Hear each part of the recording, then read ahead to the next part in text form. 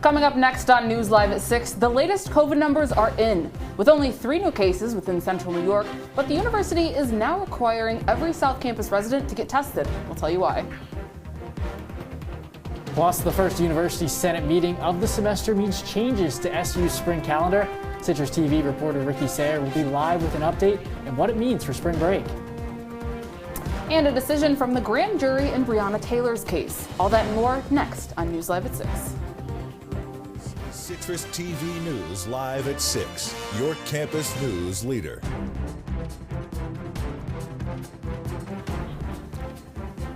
Just in this afternoon, Syracuse University is canceling spring break. SU announced the new academic calendar for the spring semester at the University Senate meeting earlier today. Good evening, I'm Bradbury. And I'm Carmella Boykin. This is an effort to discourage travel due to COVID-19 concerns. CitrusTV reporter Ricky Sayer is live at Maxwell Hall with updates from the university meeting. Ricky?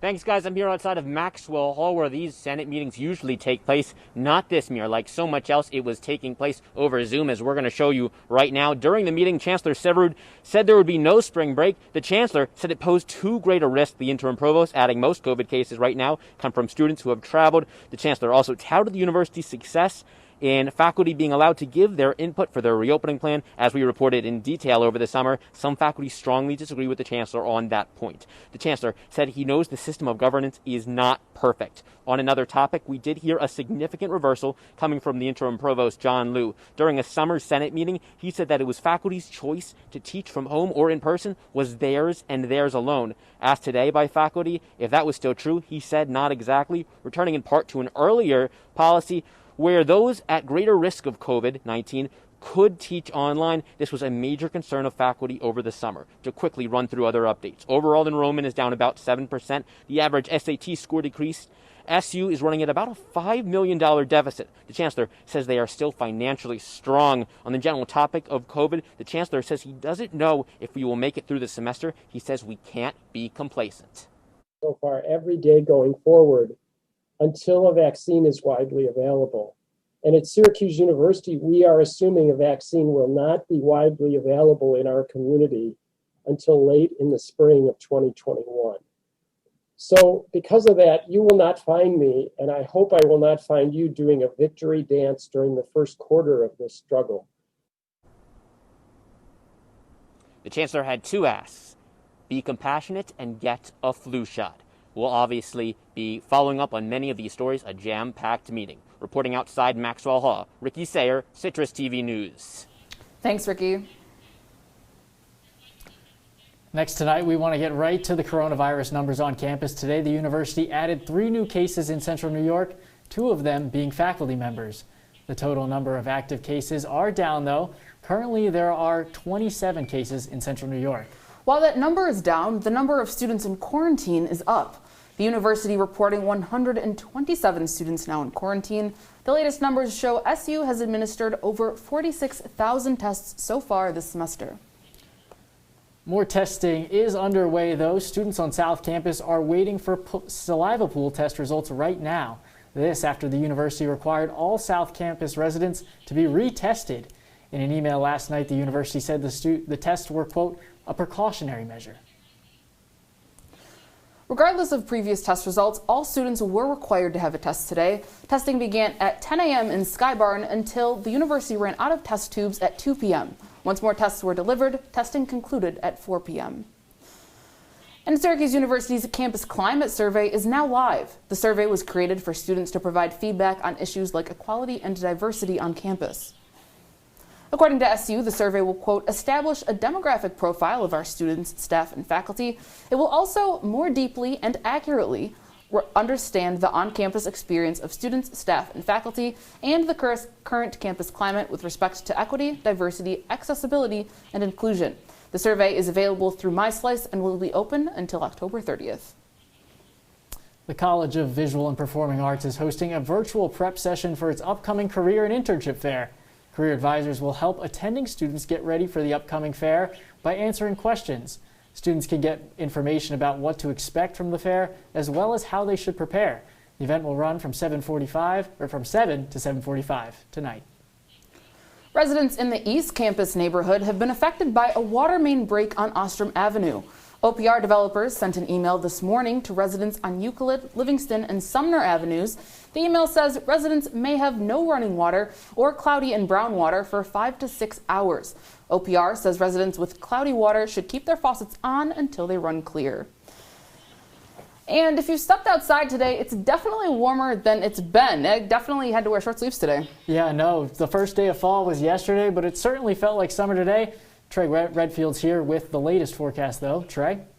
That's right, guys. Right now, we're looking at 73 degrees, mostly clear skies, but the CNY winds are back in town, currently 13-mile-an-hour winds, so it's still floating around. The summer is still hanging in there, but like you said, Greg, it is technically fall. But let's go right into tonight. 58 degrees, still going to be another clear night. The winds will be around as well, so enjoy this while you can, because there's something called October coming around, and the last time I checked, there is snow up here in the month of October. But let's get right into tomorrow at 9 a.m. When you wake up, it's going to be 63 degrees. And at noon, it's going to be absolutely stunning once again. Mostly clear skies, 73 degrees at noon. And right around this time tomorrow, it's going to be 70. So bring back that warmth, but expect weather like this all the way until Sunday. I'll be back with the answer on why and when this will happen in the upcoming block. Guys, back to you.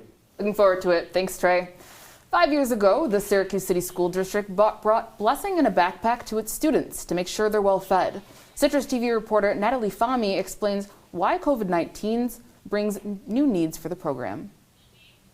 Friday afternoon, some students know their school lunch will be their last meal until Monday, but now blessing in a backpack helps alleviate that hunger. Syracuse City School District Director of Food and Nutrition, Rachel Murphy, says the program started serving a handful of students 5 years ago. I tell you, it went like wildfire. We started with 50 children in Delaware Elementary, and very quickly, actually, it's extreme growth. Now they serve over 1,200 students food every week for just $135 per student per year. But the pandemic creates more demand. We know that the need is there and will be even greater during COVID and after, and probably for a while to come. Liverpool Chapter Program Coordinator John Meyer says the impact from hunger lasts a lifetime. You come into school Monday morning, you haven't had anything to eat for 72 hours. And your first thought is not when the teacher says, take out your pencil. Every Friday, students in need go home with something extra in their backpack. Instead of just notebooks and folders, they also go home with enough food to get them through the weekend. Blessings in a Backpack is specifically designed for the child. We provide food that gets put into the child's hands. They don't know who we are, but we do know that they have the food and they know that somebody cares. Murphy says they make sure no student feels singled out at school. It's very hush-hush. We don't, stop all the kids and say, come here, you need to get your pack for the weekend. None of that. Both Murphy and Meyer say they hope to see the program grow for years to come. Children are our future. If they're not fed, where are we? Thanks, Natalie. An important story as Syracuse City Schools plan to welcome back students on October 5th. But the Syracuse Teacher Association President Bill Scott says the school district isn't ready. SCSD employs 6,000 people in Syracuse. The union represents about 3,100 teachers in the city. Scott says the district still needs to nail down the essentials to keep all these employees safe: masks, training equipment, and more. Without those, Scott says the district will need to delay the start of in-person classes again. What I'm saying is we haven't failed. We just have some more barriers to remove. Let's continue to do what we've been doing. And if that means that we're not ready to open on October 5th, that we missed that projected deadline, we should be saying out of an abundance of care and in the interest of our staff and students, we're going to delay the opening for another week. Only the school district can decide to delay the start of school. SCSD Superintendent Jaime Alicia says his district is ready for October 5th. Scott will speak at the school board meeting tonight about teachers' concerns. And stores at Destiny USA continue to close. Lenox, one of the first outlets to open during the 2011 mall expansion, is on its way out. The closings also include two of Destiny's largest department stores, JCPenney and Lord & Taylor, and smaller stores like Microsoft and Justice. Despite the closures, two new stores have joined the mall. Earthbound Trading Co. and an Armani outlet opened this summer. Coming up after the break, one officer has been charged in relation to the Breonna Taylor case, how Louisville is dealing with the aftermath. Next. And members of the public pay their respects to Justice Ruth Bader Ginsburg at the Supreme Court. All that and more after the break.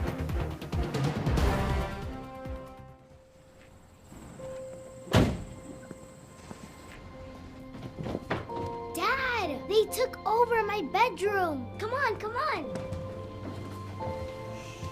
Okay, Dad. 1, 2, 3. Dad!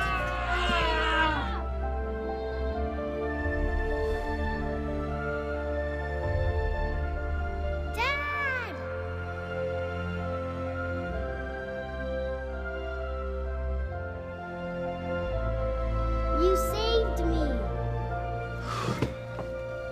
Dad? Are you okay? I'm fine, dear.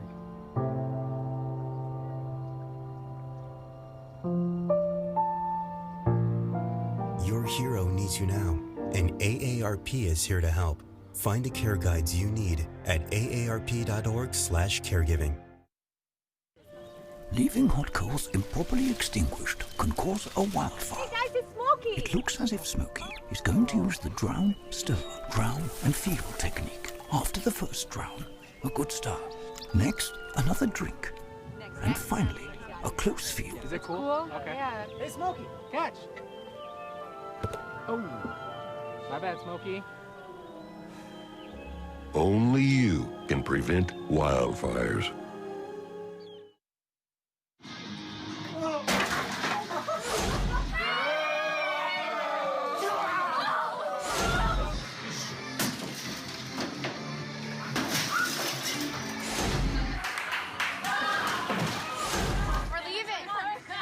Most party fouls are pretty dumb.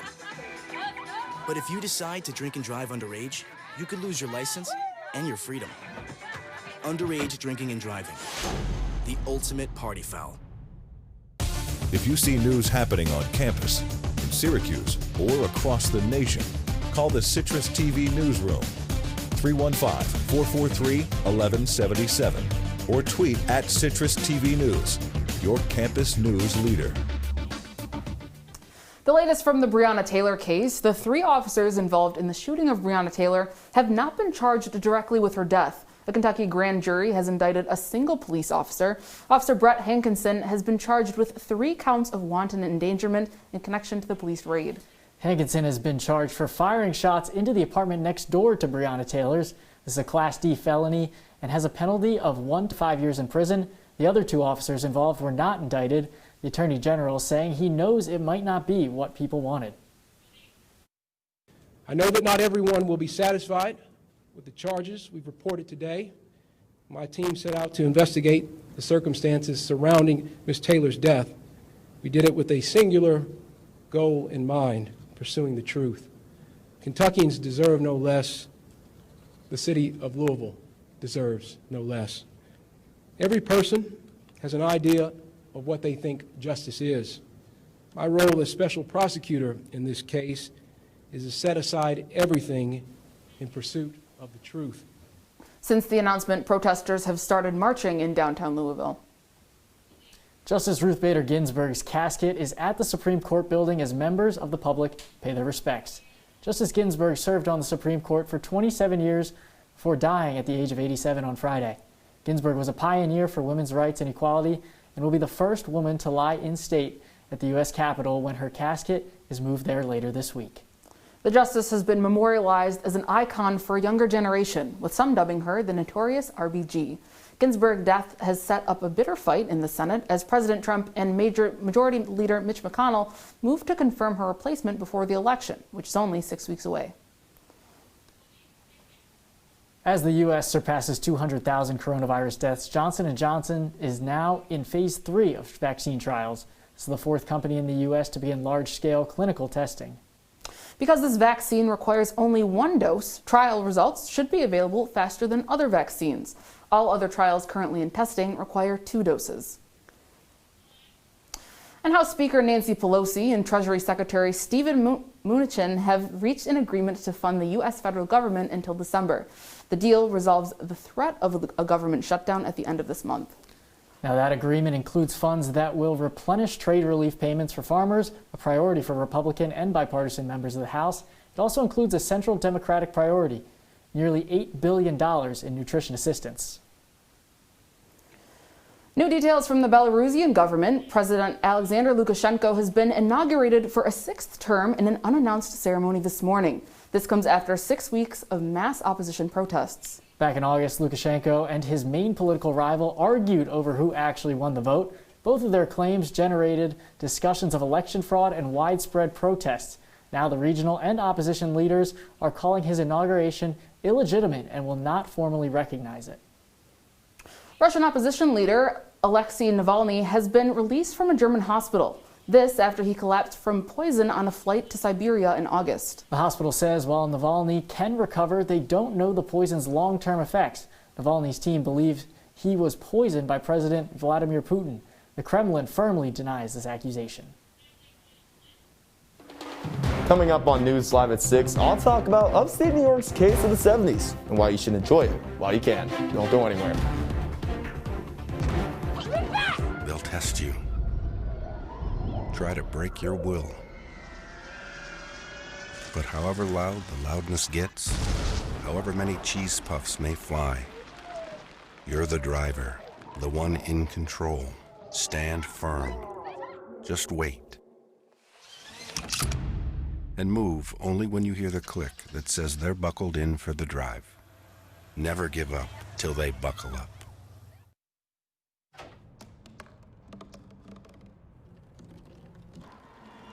Everybody has a dream.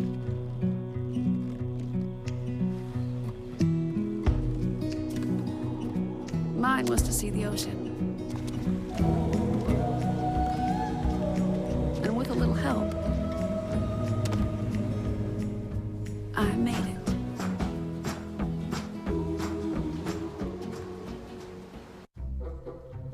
They call me Maxie, but I prefer tripod.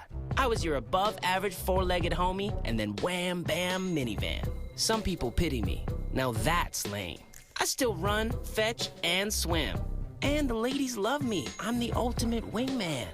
Just don't ask me to high-five.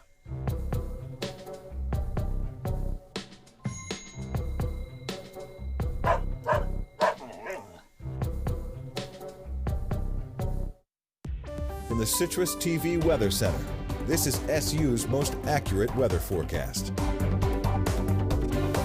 Welcome back to News Live at 6. I'm Trey Redfield, here to talk about the case of the 70s here in CNY. Currently 72s in both Fulton and Rome, 77 in Rochester, right here in Syracuse, 73, along with Cortland being at 73, 77 Binghamton, 75 in Penn Yan, Ithaca all the way up to 79 in Elmira, all the way up to 82 degrees. How about that? But let's stay local with the 5-day forecast. Going to be partly sunny tomorrow, lots of afternoon clouds, but around this time tomorrow, the sun will be out and shining. But Friday, Saturday, and Sunday, absolute pristine weather, especially for game day. SU opens up against Georgia Tech on Saturday. But on Monday, we have a chance of showers and a high of 73 and a low of 54. This is where we're going to experience some of that cold weather once again. The cold front will be coming in as next week begins. The chance of showers up to 50% at the moment, but it's expected to go up after that. But now let's look into to a downtown trip. I mean, why not? It's the perfect time to do it. 70 degrees right now. It's nice temps for taking a trip downtown. If you want to go to Possibilities,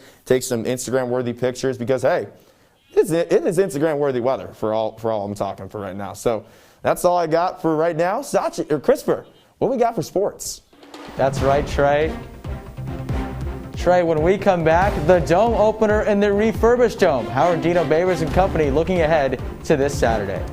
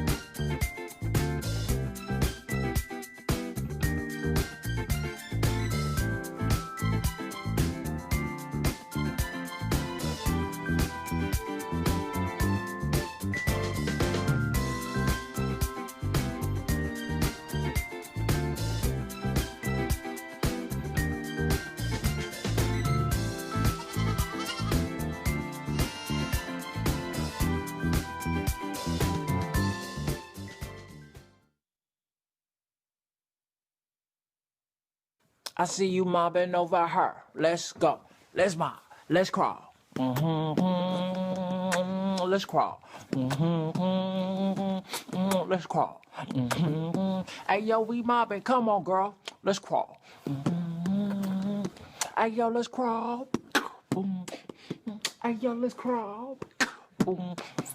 Hey, let's crawl. Hey, yo, let's crawl.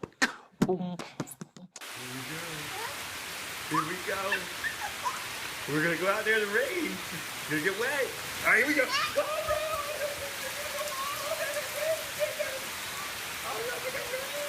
Okay, quick.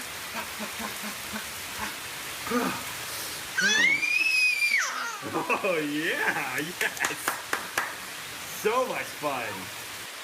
Mwah. We're getting so wet. And now, your Citrus TV Sports Report. Good evening, everyone. I'm Chris Sachi. That's right, with sports. Syracuse football marches ahead to Week 3, this time in a refurbished home. After 8+ months of work, $118 million, and 4,000 tons of steel, the dome renovations are finally complete. Included in these renovations is the 5x20-foot scoreboard, a roof that can hold over 7,000 tons of snow. Might need to use that this year. Dino Babers and safety Andre Cisco, well, they're excited for this dome opener. But it'll be really exciting, especially for the young men to finally get in there and to see all the facelift things that they've done. I'm sure everyone tells me that it looks truly amazing over there. You know, I always enjoy playing in the dome more than any other venue, so I'm excited to get back in there and get my feet wet on the new turf and see all the new things that they added. So I'm excited to just get back in that atmosphere. Kickoff is Saturday, 12 o'clock noon against Georgia Tech. For those who want to watch the game and see all the sights of the refurbished dome, well, it won't be accessible from the channels on your standard cable box. The ACC network is airing Louisville versus Pittsburgh football instead. That usually means then that the Yes Network would take the game. But the Yankees, they play at 1:10 on Saturday. They take priority. So get ready to watch online. The game is available on ACC Network Extra through the Watch ESPN and Fox Sports Go app, both of which require sign-in from your cable or satellite provider. So hopefully you all recognize and remember your passwords ahead of Saturday. Speaking of those Yankees, they are postseason bound for the 22nd time in the last 26 years, but there's still work to be done for the highest possible seed. With 5 games remaining, New York has a chance to pass Tampa Bay in first place at 3.5 back. If New York can't pass Tampa, the best they can finish is the 4th seed, which means home field advantage in all 3 first-round series games. The team is a 1.5 games back of 4th. The Yankees also have to fend off all the teams below them. They could fall as low as 8. The Yankees play the 8th-seeded Blue Jays tonight in Buffalo at 6:37. As we look at the National League playoff picture, the Mets, well, they have an uphill battle ahead without a doubt. They can pass the Miami Marlins. They are 3 games back of them. If they do so, they get the 6th spot. If they can't get to Miami, well, they got to pass the 4 teams ahead of them for the final 2 spots. An uphill battle once again for the Mets. Safe to say that every game is a must-win, and it begins tonight. The hard work does at 7:10 hosting the Rays. Finally, 13 former Syracuse Crunch players are 3 games away from a Stanley Cup Finals win. These 5 Crunch standouts among the 13 have had a particular impact on the offensive side. Forward Nikita Kucherov has done an excellent job setting up his teammates, while other forwards Braden Point, Andre Palat, and Yanni Gord have all found the back of the net with regularity. Finally, goalie Andre Vasilevsky has racked up close to 600 saves in goal. That's all for sports. Before that, the Lightning look to take a 2-1 series lead tonight against the Stars. Finally, that's it for sports. Back to you at the desk. Thanks, Chris. Coming up after the break, did you watch the Emmys this weekend? Did you watch the Emmys this weekend? I did. Well, if you didn't, like us, Unpeeled reporter Patrick Gunn will join us to recap a huge week in entertainment. Come on, it's not that hard. My big man fingers are having a problem with these little tiny buttons. Whoa, watch it there. Your blood pressure's gonna go through the roof. Tell me about it. I'm trying to learn how to get it down. Instead, it keeps going up. High blood pressure can increase the risk for heart attack or stroke. Learn how to keep yours at a healthy range. Ever hear a voice command? Just say text barbershop to 97779. That's not what I said. Just give me that. Now my blood pressure's up. Here's your check.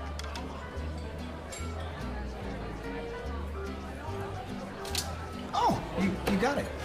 You know, since I got rid of my car, I really enjoy walking. Okay. God, no.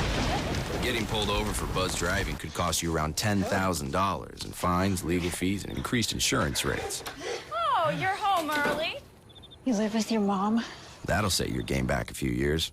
Buzzed, busted, and broke. Because buzz driving is drunk driving. Well, Thomas, you've got pre-diabetes.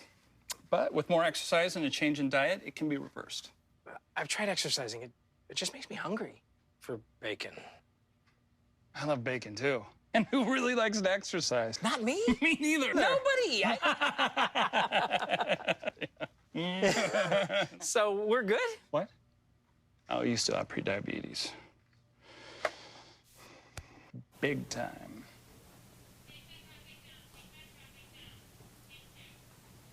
Welcome back. We have Unpeeled reporter Patrick Gunn in studio to give us an update on the past week in entertainment news. Patrick? Thanks, Carmella, and it's been another busy week of entertainment, and let's get into it. Disney has announced that they are pushing back the release date of both Marvel's Black Widow and Steven Spielberg's West Side Story. Both are going back to 2021 because of the coronavirus. And Marvel did have some good news. Disney Plus is on the rise after the buzzy trailer for the Marvel series WandaVision, and they might have some competition coming pretty soon, as Variety reported that HBO Max is producing a new show starring John Cena as the Peacemaker, his character in James Gunn's Suicide Squad. And then there's the Emmys. The first virtual award show of the year has come and went, but HBO won big. But did the rest of the show go as planned? Coming up on Unpeeled, I'll be detailing the major winners of the night, including one Canadian show starring a father-son duo. And later, I'll review Boy State, a documentary from A24 and Apple TV Plus, detailing an annual event for politically active young men. And thank you, A24, for sending us a screener for the film. So, Carmella, Greg, is there anything entertainment-wise you've been looking forward to? Emmys, Marvel? Ooh, absolutely. There's a lot happening in entertainment right now. If you guys don't know, the Billboard Music Awards happen on October 15th. Kelly Clarkson will be hosting. A lot of great nominees. Post Malone has the most, so that's what I'm looking forward to. That's exciting. I'm just ready to go back to a movie theater. You know, I'm ready for movies to start getting back to it. And, you know, I really missed that experience. I know my mom especially loves going to the movies. I didn't get to go to any movies with her this summer, so hopefully when we're back, when I'm back home, I get to go. What about you, Pat? I'm doing all right. I mean, I would love to see Tenet, but I don't know if I want to risk going to a theater for it. There's so much great stuff on streaming, though, so I don't know if I really need to go to a theater quite yet. That's true, that's true. There are a lot of good TV shows out right now, too. Sarah Paulson is in a new show called Ratched, inspired by One Flew Over the Cuckoo's Nest. That's right. Shot really well. Are there any TV shows that people should watch? Well, I mean, The Watchmen just won big, and I think it's a really popular show that came out lately, so that's something that you definitely look into. Awesome. Thank you so much, Patrick. And that's all the time we have for you tonight on Citrus TV News. Make sure to follow us on Twitter and Instagram at Citrus TV News. Also check out our social media show, The Tab. I'm Carmella Boykin. I'm Greg Bradbury. Lots coming throughout the week on Citrus TV News. Make sure to stay tuned. Have a great night, Syracuse.